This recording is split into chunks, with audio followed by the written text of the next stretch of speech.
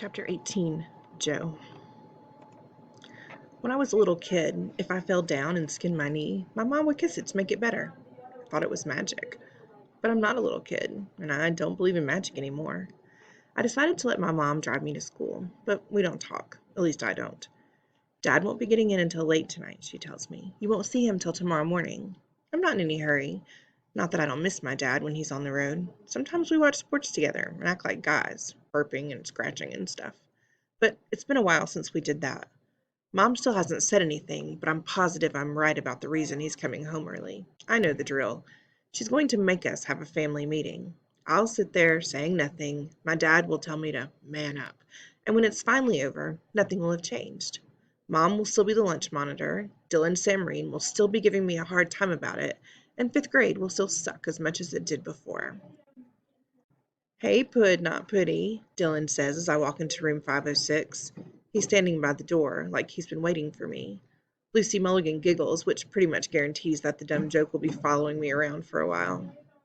The funny thing about Lucy is that she and I used to be friends. We went to the same nursery school when we were little, and sometimes after school, we'd play together. She even had a sleepover at my house once when her mom and dad had to go out of town for a funeral. She wet the bed and cried. My mother put the dirty sheets in the washing machine, and Lucy made me promise that I wouldn't tell anybody at school about it. I never did. Dylan is about to say something else, but then his dark eyes slide to the left, and there's that evil sparkle I know so well. I turn around to see what he's looking at. Ravi has just arrived with his green backpack and ironed blue jeans. For some reason, he's looking especially shrimpy today. His shoulders only come up to my belly button, which means I can actually look down and see the top of his head. He's wearing the whitest sneakers I've ever seen in my life, and he's holding a square metal box with flowers painted on it. "What's in the box?" Dylan asks him. "Cookies," he says, "for Mrs. Beam." I look at Ravi in his weird flat clothes, holding his flowery little box of cookies, and wonder if he realizes he's a zebra.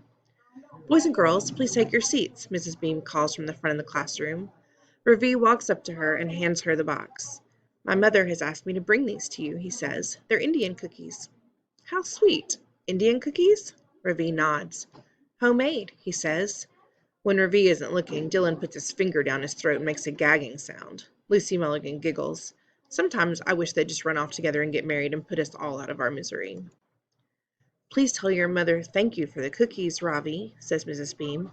"I'll be sure to enjoy one tonight at home after dinner." Ravi turns and starts walking back to his desk. He looks happy, but I notice he's staring at my feet. He probably thinks I'm going to try to trip him. I wonder if he thinks I'm the one who swiped his mechanical pencils, too. After she finishes taking the roll call, Mrs. Beam tells us to do silent reading until it's time to go to the gym. I pull my book out and turn to the place where I left off reading last night. I've only got a few more chapters to go, and I want to know how the story turns out. Dylan asks if he can go get a drink of water. I can tell he's up to something. Sure enough, on the way back, he tosses a folded up piece of paper on my desk. I open it up and there's a drawing of a bunch of people.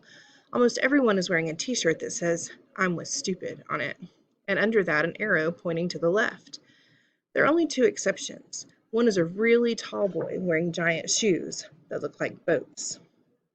"I'm Stupid," it says on his shirt. Next to him is a woman in a striped apron holding a dirty diaper with a bunch of flies buzzing around it. Her shirt says, "I'm Stupid's mommy." Another day, off to another sucky start.